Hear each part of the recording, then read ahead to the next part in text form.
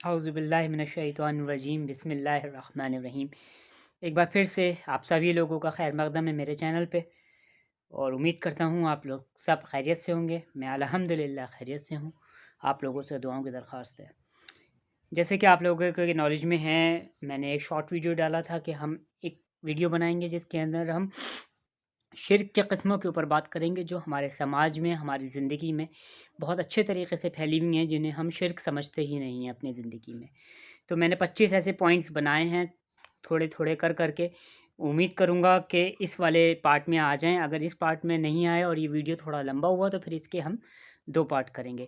آپ لوگوں سے یہ گزارش ہے کہ اس ویڈیو کو پورا سنیں اور آگے تک پہنچائیں، اور سب سے زیادہ اس کا مستحق میں ہوں کہ اللہ تعالیٰ سب سے پہلے مجھ کو اس کے اوپر عمل کرنے کی توفیق عطا فرمائے اور میں اس کے اوپر عمل کروں۔ تو یہ سب سے پہلا پوائنٹ جو ہمارا ہے، ہم پوائنٹ در پوائنٹ اس سے بات کریں گے تاکہ ساری باتیں آ جائیں، اور میں کوشش کروں گا کہ ایک ہی پوائنٹ کے اندر 3-4 چیزوں کو میں سمیٹ لوں، تاکہ موضوع بہت لمبا ہے اور ہمارے اندر یہ بہت اندر تک گھس چکا ہے، تو میں کوشش کروں گا کہ ایک پوائنٹ میں 3-4 چیزیں ہو جائیں۔ تو سب سے پہلا جو ہمارا پوائنٹ ہے وہ ہے کہ اللہ کے سوا کسی اور کو پکارنا اپنی مدد کے لیے، اپنی حاجات کو پورا کرنے کے لیے۔ وہ پکارنا کیسے؟ کہ اگر ایک پکارنا یہ ہوتا ہے کہ ہم کسی ڈاکٹر کے پاس جاتے ہیں اور اس سے کہتے ہیں کہ آپ میرا علاج کر دیجئے، تو اللہ نے اس کو یہ صفت دی ہے، ہم اسے یہ تحت اس کے اللہ نے جو اسے صفت دی ہے اس کے تحت ہم اس سے مدد چاہ رہے ہیں۔ یا ہم کسی ڈاکٹر کے پاس جاتے ہیں، یا ہم کسی ٹیچر کے پاس جاتے ہیں، ہم کسی میکینک کے پاس جاتے ہیں، تو ہم اس کی صفت کے طور پہ کہ اللہ نے اس کو یہ صفت دی ہے اور یہ کام اس کے اختیار میں ہے اور وہ اس کام کو ہمارے لیے کر سکتا ہے، تو ہم اس کے پاس جاتے ہیں، تو یہ چیز، یہ مانگنا، یہ پکارنا جائز ہے۔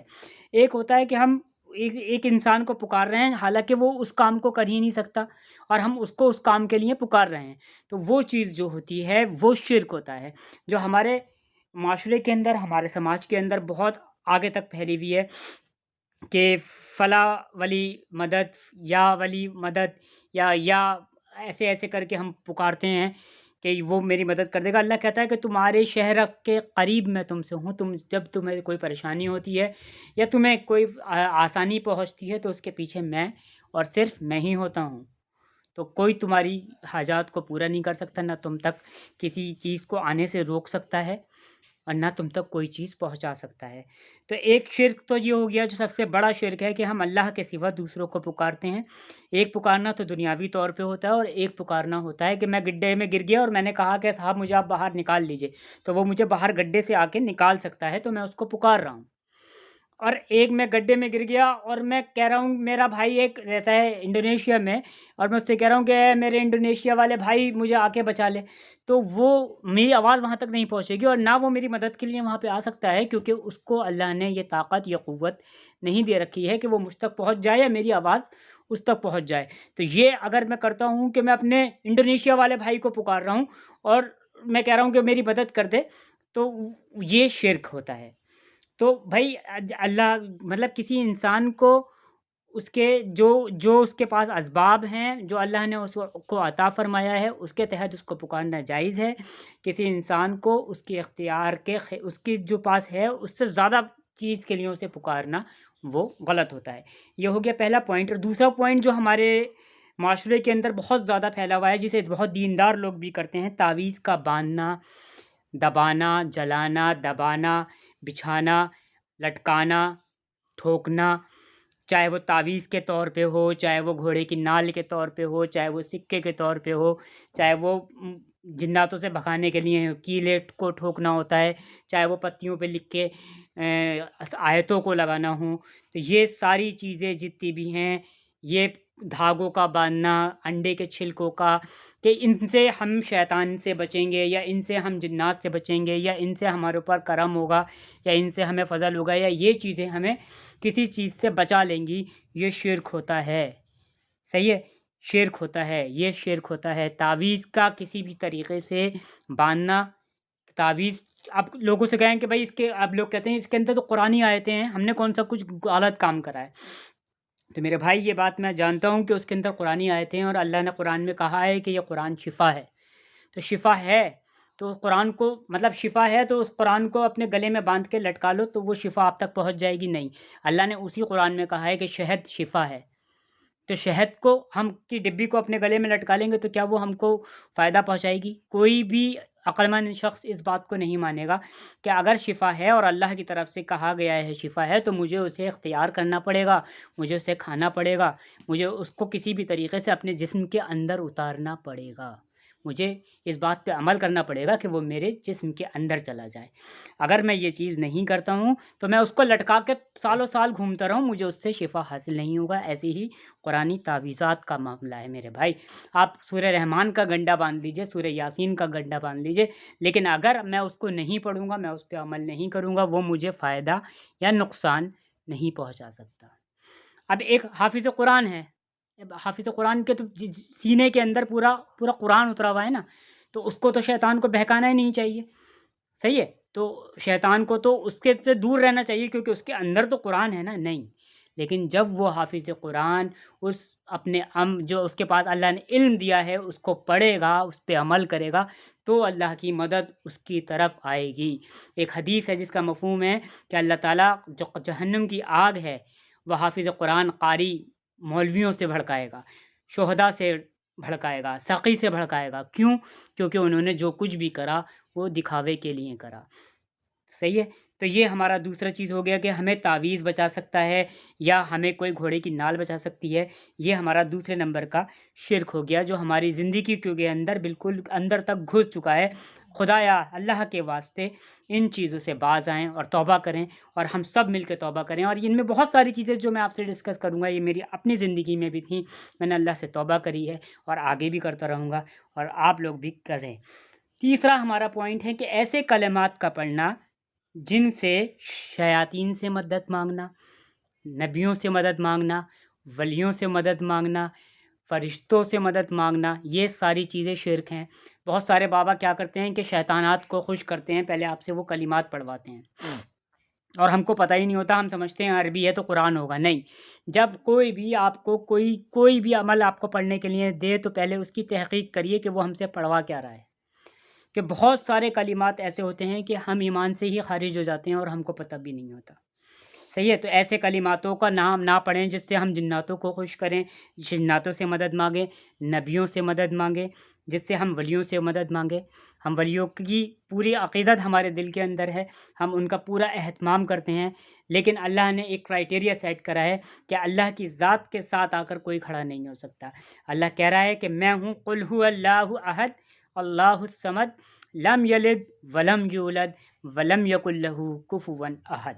تو اس کرائٹیریا پہ دنیا کا کوئی شخص نہیں آ سکتا، کوئی مخلوق نہیں آ سکتی، کوئی بھی جنات نہیں آ سکتا، کوئی بابا نہیں آ سکتا، کوئی ولی نہیں آ سکتا۔ تو اس کرائٹیریا کو دیکھتے ہوئے اپنی زندگی میں یہ دیکھیں کہ ہم جو کچھ بھی یہ کلمات پڑھ رہے ہیں اس میں صرف ہم اللہ ہی سے مدد مانگیں، اور اللہ ہمارے لیے کافی ہے، اور اللہ بے شک ہمارے لیے کافی ہے، کیونکہ وہ ہماری ہر حالات سے واقف ہے، اور وہ ہمارے ہر اس چیز سے واقف ہے جو ہم دل کے اندر سوچتے ہیں، جس کے لیے ہم اپنے لفظوں کو حرکت نہیں دیتے، صرف ہمارے دل کے اندر جو خواہشیں ہوتی ہیں اللہ ان خواہشوں سے بھی واقف ہے، تو ہمیں کسی وسیلے کی ضرورت نہیں ہے۔ میرا پروردگار کہتا ہے کہ جو تمہارے دل کے اندر پیدا ہوتے ہیں نا احساسات، میں تمہارے ان احساسات سے بھی واقف ہوں۔ جو تمہارے الفاظ نہیں بن پاتی ہیں نا باتیں، میں تمہارے ان احساسوں سے بھی واقف ہوں، تمہاری ان فیلنگز سے بھی واقف ہوں۔ تمہیں کسی وسیلے کی ضرورت نہیں ہے، میں تمہاری شہ رگ سے تمہارے زیادہ قریب ہوں۔ تم آؤ میرے سامنے، تم پڑھو 2 رکعت نماز، تم پڑھو 2 رکعت نماز تہجد، صلاۃ الحاجات پڑھو اور مانگو مجھ سے جو مانگنا ہے۔ تمہیں کسی کے در پہ جانے کی ضرورت نہیں ہے، تم صرف میرے در کے بھکاری بھی بنو، میں تمہیں کسی کے در کے اوپر بھکاری نہیں بناؤں گا۔ تو یہ تھا ہمارا تیسرا پوائنٹ۔ اب ہم آتے ہیں اپنے چوتھے پوائنٹ کے اوپر کہ اللہ کے علاوہ کسی اور کی نیاز کرنا، نظر کرنا، منت مانگنا، کنڈے کرنا کہ کیا صاحب میرا یہ کام ہو جائے، میری یہاں اولاد ہو جائے، میرا بچہ صحیح ہو جائے، میرے بچے کا یہاں پہ ایڈمیشن ہو جائے تو میں یہ منت کروں گی، ان کے نام کی منت کروں گی، ان کے نام کا کھانا کھلاؤں گی۔ نہیں، ناجائز ہے، شرک ہے۔ اس چیز کو نہیں کر سکتے کہ ہم کسی کے نام کی، اللہ کے سوا کسی کے نام کا کھانا کسی کو نہیں کھلا سکتے، نہ بنا سکتے، نہ بانٹ سکتے۔ تو یہ یہ شرک ہے. یہ ہم چلتا چلا آ رہا ہے نا، ہمیں پتہ ہی نہیں ہے. ہمیں یہ لگتا ہے کہ بھائی ہمارا یہ کام ہو گیا تو ہم فلاں صاحب کے نام کی نیاز بانٹیں گے، فلاں صاحب کے نام کی وہ کریں گے. نہیں، اللہ کہہ رہا ہے نام تو صرف میرا ہی رہے گا باقی، کیونکہ واقعی میں اللہ ہی باقی رہنے والا ہے. اللہ کے سوا کون باقی رہنے والا ہے؟ اور تمہاری حاجات کو بھی پورے کرنے والی ذات وہی ہے، اور اسی کی طاقت ہے، اسی کی قدرت ہے. اس کے سوا کوئی تمہاری خواہشوں کو پورا نہیں کر سکتا. تو نیاز نظر کرنا، منت مانگنا، اور کسی کے در پہ جا کر مانگنا، کسی سے کے وسیلے سے مانگنا کہ ان کی وجہ سے تو ہم کو دے دے. اللہ کہہ رہا ہے تمہیں وسیلوں کی ضرورت نہیں ہے. اللہ قرآن میں کہہ رہا ہے کہ تم سب سے بہترین امت ہو، تم اس دنیا میں سب سے آخر میں آئے ہو، تم جنت میں سب سے پہلے جاؤ گے. کیوں جاؤ گے؟ کیونکہ اللہ نے تم کو ایک کام دیا ہے. اللہ آگے قرآن میں فرما رہا ہے جس کا مفہوم ہے کہ تم سب سے بہترین امت ہو، تم لوگوں کو نفع پہنچانے کے لیے نکالے گئے ہو، تم لوگوں کو نفع پہنچانے کے لیے نکالے گئے ہو. تم خود اچھا کام کرو گے، دوسروں کو برا کام کرنے سے روکو گے. تو یہ اس امت کی ذمہ داری ہے. اللہ تعالیٰ نے اسے ایک یہاں اتنی اونچی جب اس کو اللہ نے وہ صفت دی ہے نا، تو اس کے ساتھ ایک ڈیوٹی بھی اٹیچ کر دی ہے. پہلے کی امت کے ساتھ یہ ڈیوٹی اٹیچ نہیں تھی. پہلے کی امت کے اوپر یہ تھا کہ خالی نبی کام کرے گا اور باقی تم لوگوں کو نبی کی پیروی کرنی ہے. جو کرتا ہے کرے، جو نہیں کرتا وہ جانے اور اللہ جانے. لیکن اللہ نے ہمارے اوپر یہ ڈیوٹی دی ہے کہ نبوت کے دروازے کو بند کر دیا. اب قیامت تک کوئی نبی نہیں آنے والا. یہی حضور پاک صلی اللہ علیہ وسلم کی جو اب یہ ہے شریعت، یہ چلتی رہے گی. لیکن اس کام کو اللہ نے ہر ایک امتی تک پہنچا دیا اور کہہ دیا کہ یہ تیری ذمہ داری ہے، یہ تیرے اوپر فرض عین ہے کہ ایک آیت بھی تجھے پتہ ہو تو اس ایک آیت کو لے کے پوری دنیا میں گھوم اور تو پوری دنیا کو بتا کہ لا الہ الا اللہ محمد رسول اللہ. تو کلمہ ہی پتہ ہے تو کلمہ بتا. تو یہ ہر کسی کی ذمہ داری ہے. تو اللہ نے قرآن میں کہہ دیا ہے کہ تم بہترین امت ہو اور تمہاری ذمہ داری یہ ہے. تو اس ذمہ داری کا میں تھوڑا سا فرض ادا کر رہا ہوں اور آپ سے توقع رکھتا ہوں کہ آپ بھی اسے کریں گے اور لوگوں تک آگے تک اس چیز کو پہنچائیں گے. جو یہ پانچواں چیز ہماری ہو گئی ہے کہ اللہ کے سوا کسی سے دعا نہیں مانگنا. اور اللہ مطلب ایک تو یہ کہ اللہ کے علاوہ کسی اور سے نیاز اور نظر نہیں کرنا، یہ ہماری چوتھی چیز ہو گئی ہے. اور پانچویں چیز یہ ہے کہ اللہ کے سوا کسی اور سے دعا یا پناہ نہیں مانگنی چاہیے. مجھے پناہ صرف میرے اللہ ہی دے سکتا ہے، اور میری دعاؤں کو قبول کرنے والی ذات صرف اللہ ہی کی ہے.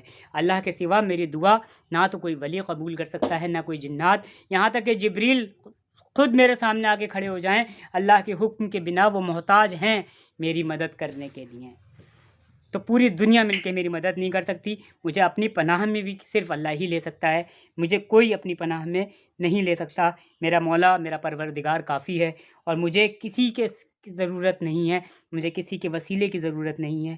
چھٹا پوائنٹ ہمارا ہے قبروں پر تعزیوں کا بنانا. جیسے ہم تعزیوں کو بناتے ہیں، پھر منتیں مانگتے ہیں اس تعزیے سے، پھر قبروں پہ جاتے ہیں، ان قبروں کا طواف کرتے ہیں، پھر وہاں پہ کھڑے ہو کے ہم ان کے وسیلوں سے مانگتے ہیں کہ اللہ یہ بڑے نیک تھے تو ان سے دے دے، ان کے ذریعے دے دے. یا تو کچھ لوگ تو ایسے ہیں ڈائریکٹلی ان سے ہی مانگتے ہیں کہ آپ غریب نواز ہیں، آپ ہم کو نواز دیجیے. تو ایسی چیزیں ہیں. یہ کھلا شرک ہے، کھلا شرک ہے، کھلا شرک ہے. اللہ نے قرآن میں کہہ دیا ہے کہ کس کو چاہوں معاف کر دوں، شرک کو معاف نہیں کروں گا.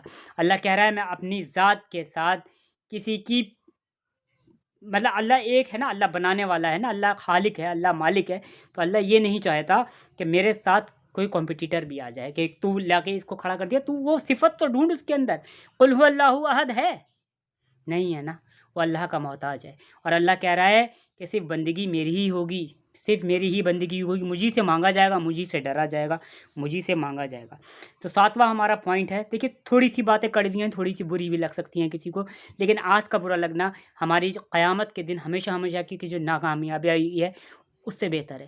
ان باتوں کے اوپر تھوڑا سا سوچ کریں، تھوڑا سا سوچیں کہ ہم کہاں جا رہے ہیں اور ہم اپنی اولادوں کو کیا دے کے جا رہے ہیں، اور ہمارے والدین نے ہم کو کیا دیا ہے، اور ہم اس چیز کو بنا سوچے سمجھے آگے لوگوں تک پہنچا رہے ہیں. تو اس بارے میں تھوڑا سا سوچیں، اور برا ماننے کی ضرورت نہیں ہے. میں خود ان سب چیزوں میں گرفتار تھا، میں ان سب چیزوں کے اندر لپت تھا، میں ان سب چیزوں کو کرتا تھا، لیکن میں نے اللہ سے توبہ کری اور مجھے امید ہے اللہ کی ذات سے کہ وہ مجھے معاف کر دے گا. ساتواں ہمارا پوائنٹ ہے جادو کا کرنا، جادو کا اتروانا. صحیح ہے. اور کسی بھی طریقے کا کوئی بھی جادو کرنا شرک ہوتا ہے. سب سے پہلے جادو جو ہوتا ہے وہ کفر ہوتا ہے، کافر بنا دیتا ہے انسان کو۔ پھر دوسرا کیا ہوتا ہے کہ جادو کے بعد انسان شرک بھی کرتا ہے، کہ بہت ساری چیزیں ایسی ہوتی ہیں کہ وہ پھر اسے شرک میں بھی مبتلا کر دیتی ہیں۔ تو یہ جو چیز ہے جادو ہمارے معاشرے کے اندر بے تحاشا پھیلی ہوئی ہے۔ بڑے افسوس کے ساتھ مجھے یہ کہنا پڑ رہا ہے کہ ہمارے بھائی ہماری بہنیں اللہ کو بھول کر اور جادو کے پیچھے پڑ گئے ہیں، کہ میرا کاروبار نہیں چل رہا، میرے اوپر کسی نے جادو کر دیا، میرے اولاد بیمار رہتی ہے، اس کے اوپر کسی نے جادو کر دیا، وہ جلدی مر گیا، اس کے اوپر کسی نے جادو کر دیا، یہاں تک کہ کہتے ہیں کہ اس کا انتقال ہو گیا تو اس کے اوپر کسی نے جادو کر دیا۔ نعوذ باللہ، معاذ اللہ۔ اللہ ہمارے یقینوں کو درست کرے اور ہمیں معاف کرے، کہ اللہ کہہ رہا ہے کہ تم میرے ساتھ کسی کو شریک کر رہے ہو، کسی کی اوقات نہیں ہے کسی کو مار دینے کی، کسی کو زندہ کرنے کی، کسی کو نقصان پہنچانے کی۔ تو یہ جادو سے کیا ہوتا ہے، ہمارے دلوں کے اندر ایک دوسرے کے لیے بدگمانیاں پیدا ہوتی ہیں۔ بابا کے پاس جائیں گے، بابا کہے گا کہ اچھا، بابا سے جا کے پوچھیں گے جادو ہے؟ ہاں تیرے اوپر جادو ہے، تیرے اوپر سپلی ہوئی ہے۔ اچھا جی بابا مجھے بچا لو، میں مر جاؤں گا، بچا لو مجھے، آجا بچ جائے گا، یہ لا یہ لا یہ لا یہ لا یہ لا، اور وہ بابا سب خود کھا جاتا ہے۔ پھر اس کے بعد پوچھے گا وہ کہ بابا بتاؤ کرا کس نے، یہ بتاؤ۔ تو بابا کہتا ہے وہ اس کا نام ایس سے آتا ہے، وہ عورت ہے تیرے رشتہ داروں میں۔ اچھا ایس سے اس کا نام آتا ہے، اس کا نام آتا ہے، اس کا نام آتا ہے۔ اب وہ سب کے اوپر شک کرنے لگتا ہے، سب سے کیا ہوتا ہے، بدگمان ہو جاتا ہے۔ تو بابا مجھے بھی انہیں چھوڑنا نہیں ہے، تو ان کے اوپر بھی کر دے۔ اب وہ اپنا گھر لٹا دیتا ہے سارا کا سارا اس کے اوپر، کفر کی حالت میں۔ اگر اللہ نہ کرے، اللہ نہ کرے، اللہ ہماری حفاظت عطا فرمائے، جادو کرنے کے بعد، جادو اتروانے کے بعد، جادو کے اوپر یقین رکھنے کے بعد، اور یہ سوچنے کے بعد کہ جادو سے مارا جا سکتا ہے، نقصان پہنچایا جا سکتا ہے، اس عقیدے کے ساتھ اگر ہم اس دنیا سے جاتے ہیں تو پھر اللہ ہماری حفاظت فرمائے۔ نواں پوائنٹ ہے فال کھولنا۔ فال کھول کے دیکھو جی یہ ہمارے لیے کام یہ بہتر ہے یا کام یہ بہتر نہیں ہے، چار پرچی بناؤ، کسی کو بلاؤ، اس سے اٹھواؤ، کل کون سے کپڑے پہننے ہیں، کیا ہے وہ کام کرنا صحیح ہے غلط ہے، نمبروں کا جوڑنا کہ اس نمبر کی گاڑی لے لو یہ اچھی ہوتی ہے، ایون نمبر کی نہیں لو، آڈ نمبر کی لے لو، جمع یہ والا 13 نمبر اچھا ہے، 17 نمبر اچھا، 13 نمبر اچھا ہے۔ تو یہ سارا شرک ہوتا ہے، فال کا کھولنا، اس کے اوپر یقین رکھنا نہیں۔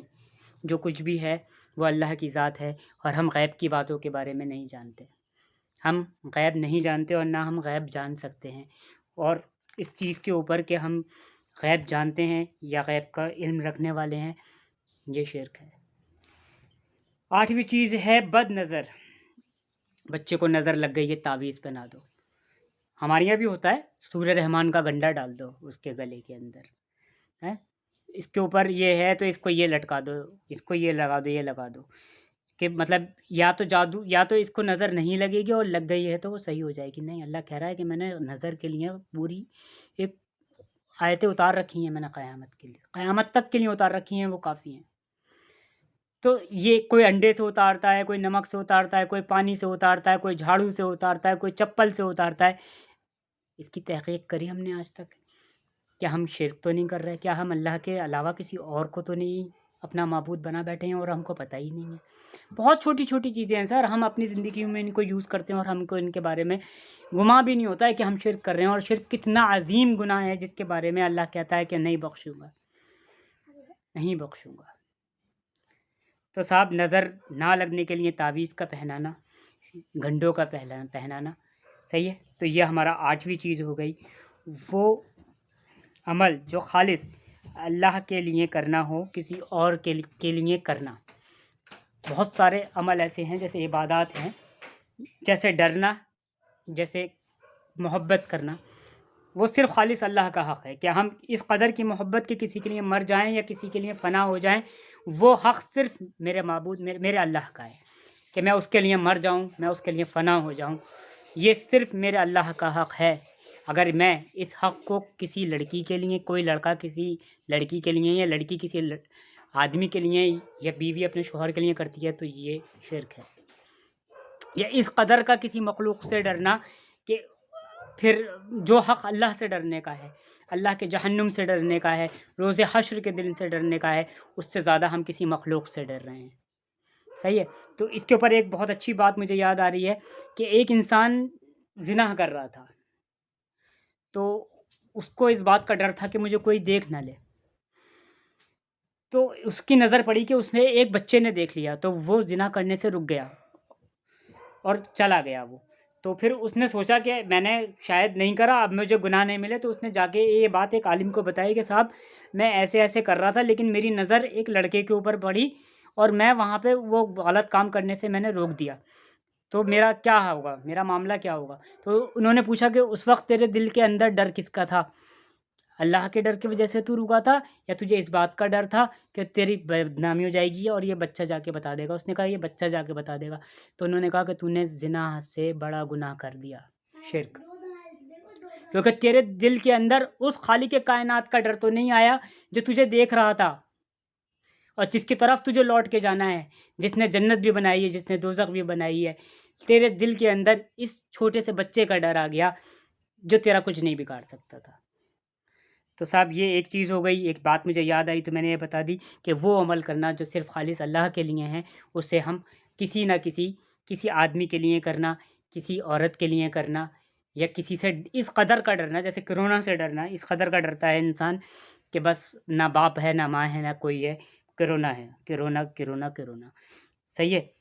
چیزوں پر نشان. اب ہم 10ویں پوائنٹ کے اوپر آ رہے ہیں. دیکھیے ویڈیو بہت لمبا ہو رہا ہے، ابھی 10واں پوائنٹ ہے، تو ہو سکتا ہے مجھے اس کا پارٹ 2 بنانا پڑے، لیکن میں کوشش کروں گا کہ اس ویڈیو کے اندر میں 15 پوائنٹس کر دوں. تو تھوڑے سے پیشنس رکھیے گا اور میرے ساتھ کنٹینیو کریے گا تھوڑا سا. تو چیزوں کے اوپر سلیب لگانا، نشان لگانا، طرح طرح کی چیزیں بنا کے لوگ رکھ دیتے ہیں حفاظت کے لیے کہ اب ہماری چیز پہ حفاظت ہو جائے گی. بچے کو نشان لگا دیتے ہیں کالا کہ اس کو ٹیکا نہیں لگے گا، یا الماریوں کے اوپر کوئی نشان بنا دیتے ہیں، یا کسی بھی طریقے کے کوئی نشان بنا کر چیزوں کے سے یہ سوچنا کہ اب ہماری چیزیں ان نشانوں کی وجہ سے حفاظت میں آ جائیں گی، تو یہ شرک کرنا ہے. سورج اور ستاروں کا، چاند کا تاثیر کو اپنے لیے اچھا یا برا سمجھنا. تو سورج نکلنے سے پہلے کام کر لو گے تو اچھا ہے، سورج نکلنے کے بعد ہوگا تو پھر اپشگن ہو جاتا ہے. یا چلتا سورج، وہ کیا چاند چڑھتا ہوا ہے، اترتا ہوا ہے، تو بھائی اس کے حساب سے کرنا. چاند کی تاریخوں میں دیکھ کے کام کرنا، ستاروں کو دیکھ کے کام کرنا کہ بھائی تیرے ستارے میں کیا آیا ہے، تو یہ ہے یہ ہے یہ ہے. تو یہ ساری چیزیں ہمارے معاشرے میں بہت اچھے طریقے سے پھیلی ہوئی ہیں، تو آپ لوگوں کو بہت اچھے طریقے سے واقف ہے. یہ شرک ہے، یہ اعلیٰ درجے کا شرک ہے. اللہ کی مخلوق ہے، چاند، سورج، ستارے، یہ سب اللہ کی مخلوق ہیں.